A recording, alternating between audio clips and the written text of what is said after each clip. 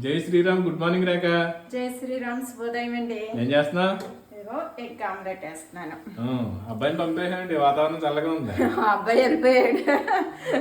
పెద్ద తుఫాన్ వచ్చి వెళ్ళట్టే ఆడ వెళ్ళాడంటే కొంచెం మనకి వేసి పెట్టేసి పంపేసి ఉంటావు.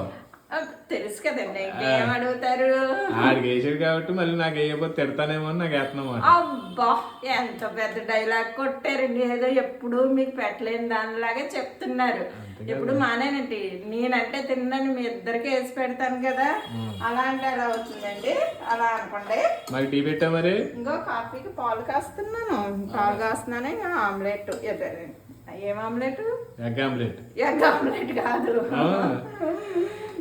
ఎగ్ దోశ. ఎగ్ దోశ నాకు మర్చిపోయింది. సరే, ఎగ్ దోశ మాట. హాయ్ ఫ్రెండ్స్, అందరికీ శుభోదయం. అందరూ ఎలా ఉన్నారు? బాగున్నారా? మేమైతే చాలా బాగున్నామండి. చూసారా, కొడుక్కే వేసి పెట్టేస్తున్నానంటే ఇంకేమీ వేయలేనట్టు చెప్తున్నారు అన్నమాట. ఇలాగే ఉంటుందండి ఇంకా రోజు మా ఇంట్లో యుద్ధం అవుతాయి. అందరూ బాగున్నారా? అందరూ ఎలా ఉన్నారు? ఇంకా మనకి వాళ్ళు అయితే చికెన్ బోనస్ పిక్కులు అయితే వచ్చిందండి. చాలామంది నేను నెంబర్ పెట్టినా మళ్ళీ కామెంట్స్లో అడుగుతున్నారు ప్రైజ్ అయ్యి.